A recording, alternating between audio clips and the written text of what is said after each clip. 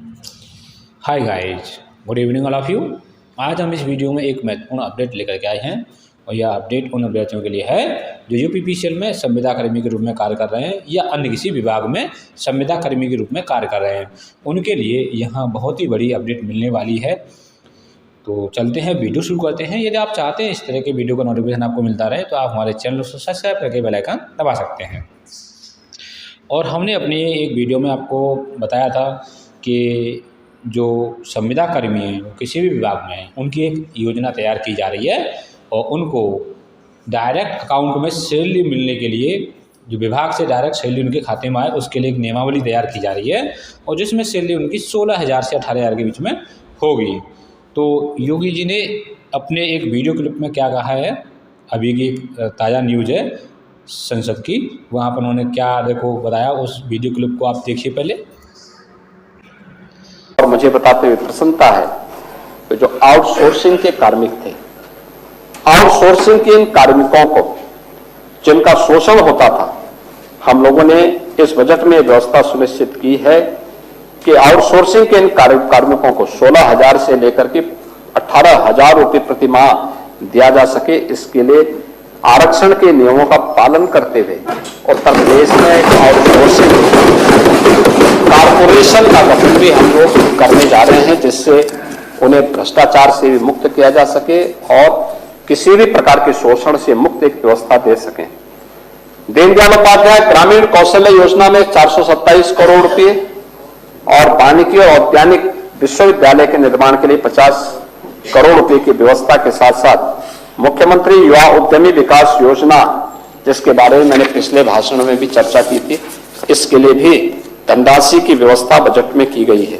तो आपने देखो वो क्लिप देख ली होगी, उसमें योगी जी ने साफ शब्दों में बताया है कि हमारे जितने भी संविदा कर्मी हैं उन सब का शोषण जो हो रहा है या इसमें करप्शन जो चल रहा है कई प्रकार से, उन सब को रोकने के लिए उन्होंने एक योजना तैयार की है और एक कारपोरेशन या एक सोसाइटी तैयार की है जिसको एक नाम दिया गया है और उसकी नियमावली क्या है, पूरी जानकारी आपको हम देंगे। क्योंकि देखिए वो अभी ऑथेंटिक और एक कहना चाहिए विभागीय लेटर नहीं है, लेकिन अंदर ही अंदर जो एक प्रोसेस चल रहा है उसकी एक फ़ाइल तैयार की गई है।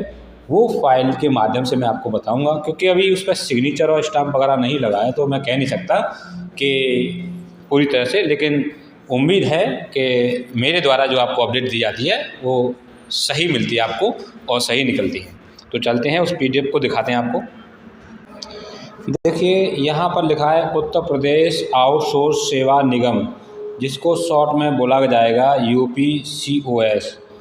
तो ये आपकी एक आउटसोर्स सेवा निगम तैयार किया गया है। यहाँ पर एक PDF है, इसमें देखिए टोटल 7 स्टेप दिए गए हैं। पहले स्टेप में दिया गया वर्तमान स्थिति एवं समस्याएं, समाधान और निगम के उद्देश्य, परिणाम, ऑर्गेनाइजेशन का स्ट्रक्चर और श्रेणी पदवार और चयन प्रक्रिया। तो यहाँ पे इतनी सी स्टेप दिए गए हैं। तो आप इसमें देखिए स्क्रीनशॉट लेके पढ़ लीजिए क्या क्या समस्याएं हैं वर्तमान में, और उनको देख करके उन्होंने ये एक निगम तैयार किया इसकी वजह से, क्योंकि जो समस्या चल रही है, क्या क्या समस्या चल रही है, उनके सामने ये समस्या आई हुई हैं। जो भी देखो आप स्क्रीनशॉट लेकर इसे आराम से पढ़ सकते हैं। इनके समाधान के लिए क्या क्या उन्होंने समाधान किए हैं, आउटसोर्सिंग कर्मियों की समस्या के समाधान है तो एक निगम के गठन की आवश्यकता है।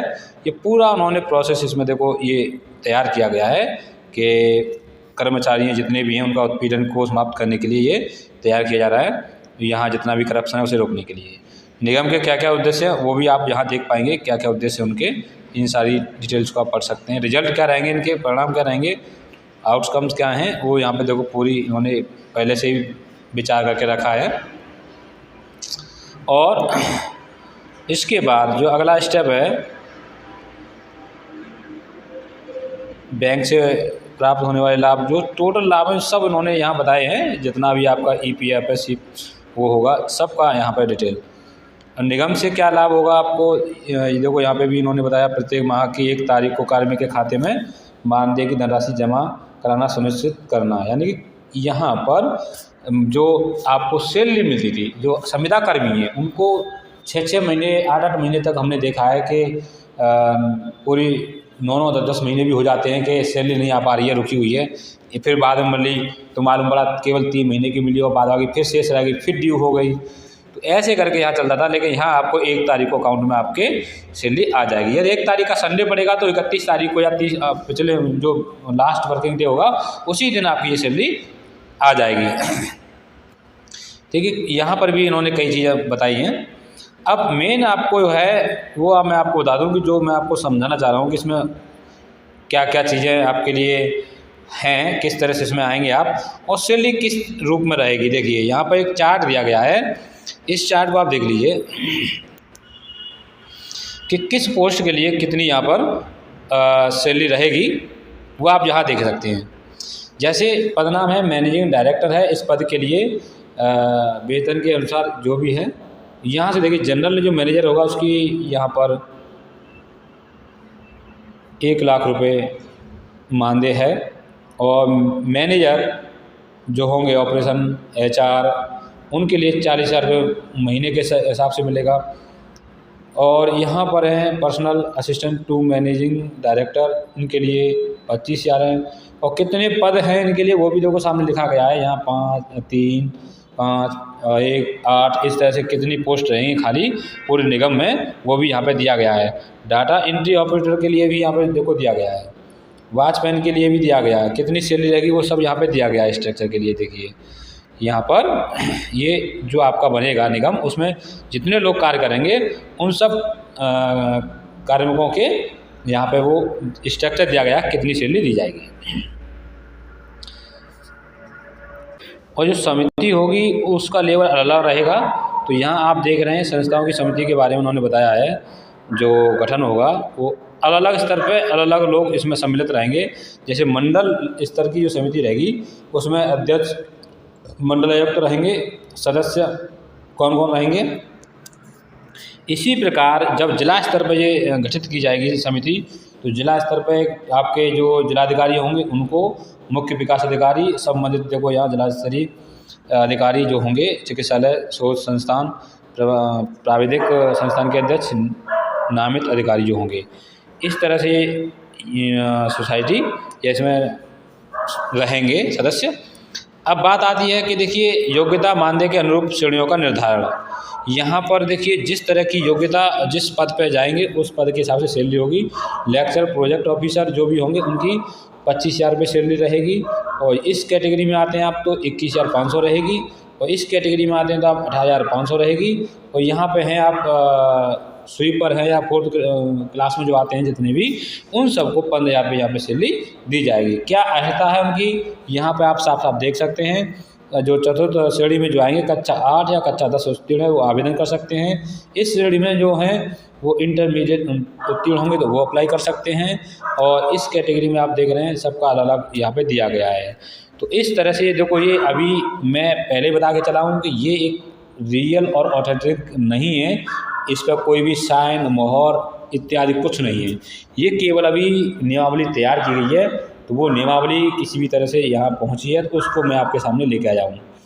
अब आती इसमें जो प्रोसेस क्या है चयन का वो भी आप देख लीजिए। यहाँ पर अभ्यर्थियों की चयन की प्रक्रिया, अभ्यर्थियों की पारिवारिक आय, अभ्यर्थी का आयु, पद हेतु निर्धारित योग्यता, पद के सापेक्ष विभाग द्वारा निर्धारित मानकों के अनुरूप लिखित परीक्षा के प्राप्तांक, या लिखित परीक्षा भी हो सकती है, देखो यहाँ पॉइंट दिया है लिखित परीक्षा का, एवं स्थानीय जनपद के निवास के आधार पर उनकी की जाएगी। किसी भी पद हेतु कोई साक्षात्कार नहीं होगा, यहाँ इंटरव्यू नहीं लिया जाएगा, केवल लिखित परीक्षा के आधार पर ही होगा। और यहाँ पर विधवा है, तलाकशुदा है, पारित्यक्ता महिलाओं को वरीयता पहले दी जाएगी यहाँ पर।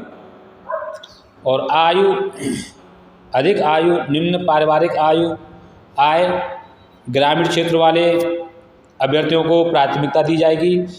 चयनित आउटसोर्सिंग कर्मियों की सूची संबंधित विभाग द्वारा निगम UPCOS को भेजी जाएगी।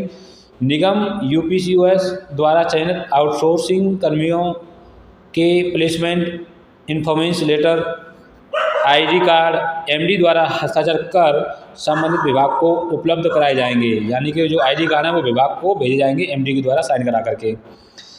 निगम द्वारा उपलब्ध कराए गए प्लेसमेंट इंफॉर्मेशन लेटर पर कुलपति, अपर मुख्य सचिव, प्रमुख सचिव, सचिव उत्तर प्रदेश शासन, प्राधिकरण के उपाध्यक्ष, विभागाध्यक्ष, संस्था के अध्यक्ष द्वारा डिजिटल हस्ताक्षर कर वितरित किए जाएंगे या किया जाएगा।